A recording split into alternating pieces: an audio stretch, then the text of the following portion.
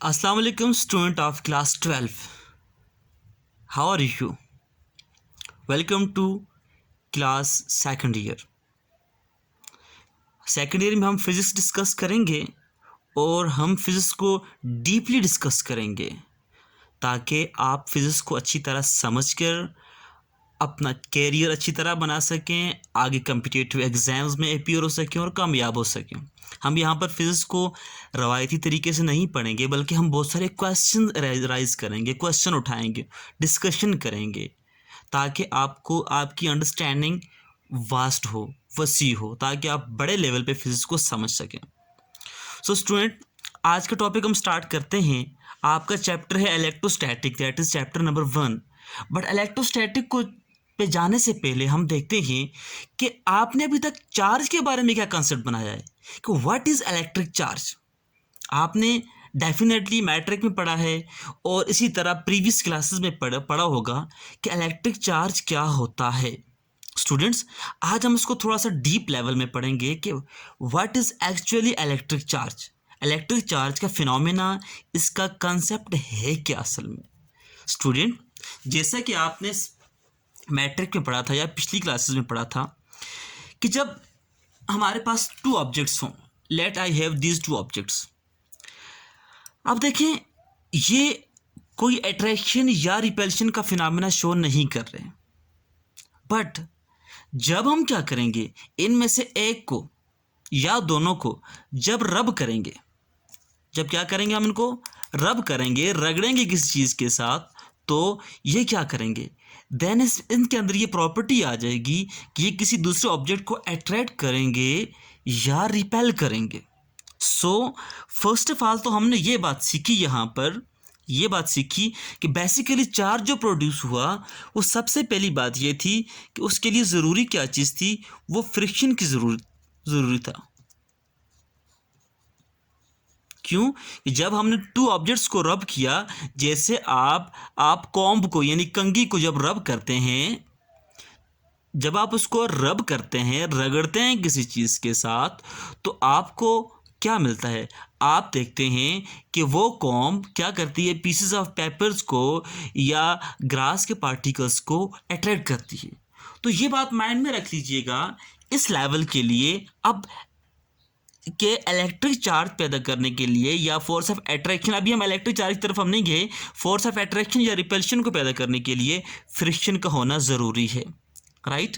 फिर हमने देखा तो उसमें कि बेसिक फिनोमेना ही ऐसा था कि फॉर एग्जांपल आपके पास एक प्लास्टिक की रॉड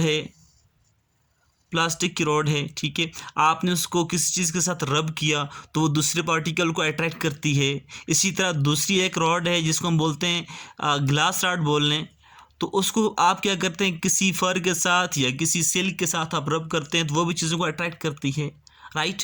अब दूसरी बात आपने देखा कि ये हमारे पास थी प्लास्टिक रॉड और ये हमारे पास ग्लास रॉड, राइट। अब ये दोनों क्या करती हैं, आपने इसको फर के साथ रब कर दिया, इसको सिल्क क्लॉथ के साथ रब कर दिया, राइट। इसको आपने कर दिया फर के साथ रब कर दिया और इसको कर दिया किसके साथ, सिल्क क्लॉथ के साथ, राइट। अब क्या किया, देखिए, जब इनको आप रब करेंगे तो अब इनके अंदर जो प्रॉपर्टी पैदा होगी, अब अगर आप इन दोनों को रब करने के बाद आप करीब लेकर आएंगे तो ये क्या करेंगे, एक दूसरे को ये अट्रैक्ट करेंगे, ये क्या करेंगी, अट्रैक्ट करेंगे, राइट। अब इन द सेम वे अगर आप टू प्लास्टिक रॉड्स को आप क्या करें, आप टू प्लास्टिक रॉड्स ले लें, क्या करें, टू प्लास्टिक रॉड्स आप ले लें और उनको क्या करें, इसी तरह उनको रब कर लें फर के साथ, तो देखेंगे कि वो एक दूसरे को रिपेल कर रही हैं, वो क्या कर रही हैं, एक दूसरे को रिपेल कर रही हैं। इन द सेम वे आप टू ग्लास रॉड्स को भी क्या करें, अगर सेम सिल्क क्लॉथ के साथ क्या कर लेंगे, उनको रब कर लेंगे, आप देखेंगे वो भी क्या करती हैं, एक दूसरे को रिपेल करेंगे।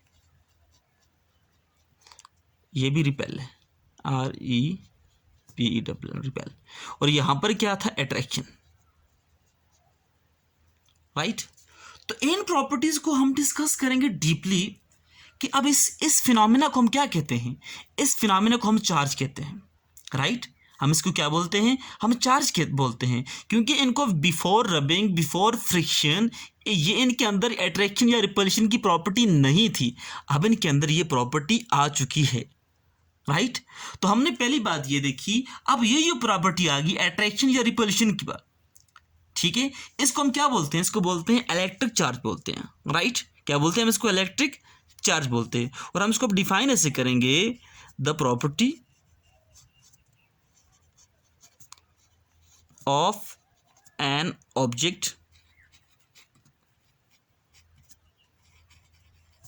Due to which it attracts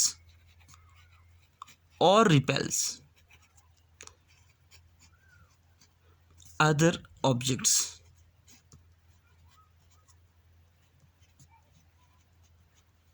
is called electric charge.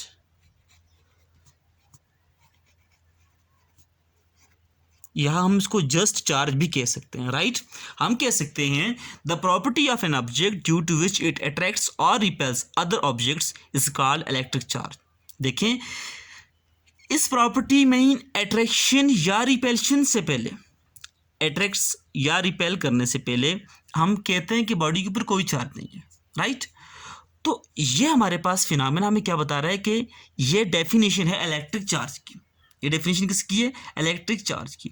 अब हम क्या कहेंगे, अब हम थोड़ा सा डीप जाएंगे, हम ये बात देखेंगे। आपको अच्छी तरह पता है कि आप देखें कि इलेक्ट्रिक चार्ज कहाँ से आ जाता है, इलेक्ट्रिक चार्ज बनता कैसे है। सबसे पहले बात, इस बात को समझने की कोशिश करें कि जब तक इलेक्ट्रॉन, प्रोटॉन, न्यूट्रॉन डिस्कवर नहीं हुए थे तो उसके बारे में भी कोई डीप कॉन्सेप्ट नहीं था। बट अब हम समझ चुके हैं कि जैसे आपको पता है कि एटम किससे मिलकर बना होता है, atom is composed of electron, proton, neutron, right. अब आपको पता है कि इलेक्ट्रॉन की अपनी प्रॉपर्टी होती है एंड प्रोटॉन की भी क्या होती है, अपनी प्रॉपर्टी होती है। अब इलेक्ट्रॉन क्या करता है, वो एक प्रॉपर्टी अटेन करता है और प्रोटॉन दूसरी प्रॉपर्टी अटेन करता है, राइट। अब होता क्या है कि देखें, जब हम ऑब्जेक्ट्स को रब करते हैं तो उनके ऊपर इलेक्ट्रॉन ट्रांसफर होते हैं, एक ऑब्जेक्ट से दूसरे ऑब्जेक्ट पर ट्रांसफर होते हैं। एक ऑब्जेक्ट से जब इलेक्ट्रॉन निकलेंगे दूसरे पे जाएंगे तो इसके ऊपर इलेक्ट्रॉन्स कम हो जाएंगे, दूसरे के ऊपर इलेक्ट्रॉन्स ज़्यादा हो जाएंगे। तो ये जो इलेक्ट्रॉन्स का इम्बैलेंस है, अब देखें जिस ऑब्जेक्ट्स के ऊपर से इलेक्ट्रॉन चले गए, आपको उस बात का अच्छी तरह पता है कि किसी भी एटम के अंदर equal, atom as a whole neutral होता है, right. Atom as a whole neutral, right. अब जब इसमें से एक इलेक्ट्रॉन की डेफिशिएंसी होगी तो क्या हो जाएंगे, वहाँ पर प्रोटॉन क्या कर जाएंगे, प्रोटॉन ज़्यादा हो जाएंगे। Protons are greater than electrons हो जाएंगे, राइट। अब आपको पता है कि प्रोटॉन के ऊपर चार्ज कौन सा, पॉजिटिव चार्ज होता है, राइट। इसका मतलब क्या है कि वो एटम अब न्यूट्रल नहीं रहा, उसके ऊपर चार्ज कौन सा आ जाएगा, वो कौन सी प्रॉपर्टी शो करेगा, वो पॉजिटिव प्रॉपर्टी शो करेगा। इसी तरह जिस ऑब्जेक्ट के ऊपर इलेक्ट्रॉन चले गए, इलेक्ट्रॉन्स प्रोटॉन से ज़्यादा हो जाएंगे। तो अब इसके ऊपर कौन सी प्रॉपर्टी होगी, वो नेगेटिव प्रॉपर्टी अटेन करेगा। हम इसको बोलेंगे पॉजिटिवली चार्ज है, और हम इसको बोलेंगे ये नेगेटिवली चार्ज है। मतलब जिस एटम से इलेक्ट्रॉन चले गए उसके ऊपर पॉजिटिव चार्ज आ जाएगा, और जिस एटम ने इलेक्ट्रॉन्स को ले लिया, रिसीव कर लिया, उसके ऊपर हम क्या बोलेंगे, इसके ऊपर नेगेटिव चार्ज आ जाएगा, राइट। तो अब हम यहाँ से हम क्या कह सकते हैं, हम कह सकते हैं कि इलेक्ट्रॉन जो है, अब चार्ज की जानब हम आते हैं कि चार्ज कैसे हम इसको डिफाइन करेंगे, राइट। हम कह सकेंगे कि इलेक्ट्रिक चार्जेस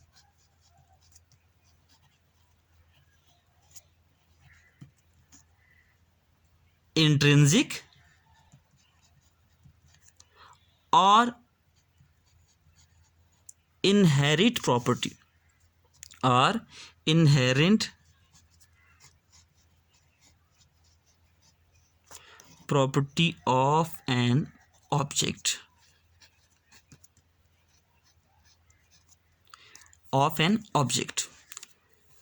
अब इसकी एग्जाम्पल क्या है, देखिए हमें लाइक mass और इनर्शिया, यहां पर ये बात माइंड में रखिएगा कि इलेक्ट्रिक चार्ज कब होगा, जब आपके पास ऑब्जेक्ट होगा, राइट। जैसे हम कहते हैं कि ऑब्जेक्ट होगा तो उसका मैस भी होगा, मेटीरियल ऑब्जेक्ट की बात करते हैं हम, होगा तो उसका मैस भी होगा, और मैस ही तो डायरेक्टली रिलेटेड किसके साथ है, इनर्शिया के साथ। इन द सेम वे अगर ऑब्जेक्ट होगा तो वो लाजमी चार्ज कैरी करेगा, राइट। ये इनहेरेंट प्रॉपर्टी है, ये इंट्रिंसिक प्रॉपर्टी है, ये इसकी हकीकी प्रॉपर्टी। जैसे मैं ऑब्जेक्ट के साथ मैस रिलेटेड है, हम किसी ऑब्जेक्ट को ये नहीं कह सकते इसका मैस नहीं है, ऑब्जेक्ट होगा तो उसका मैस होगा। In the same way object के साथ चार्ज भी रिलेटेड है, ऑब्जेक्ट होगा तो उसके अंदर चार्ज भी होगा। अब चार्ज की तीन सूरतें मुमकिन हो सकती हैं। हम एक पहली बात हम कहते हैं न्यूट्रल भी हो सकता है, पॉजिटिव भी हो सकता है और नेगेटिव भी हो सकता है, राइट। न्यूट्रल तब होगा जब उसके अंदर equal positive and negative charges होंगे। हम उस ऑब्जेक्ट को चार्ज लेस नहीं कह सकते, इसके ऊपर कोई चार्ज नहीं, हाँ उस वक्त उसके ऊपर कोई नेट चार्ज नहीं है। नेट चार्ज ना होने का मतलब ये है कि उसके पास equal positive and negative charges हैं, राइट।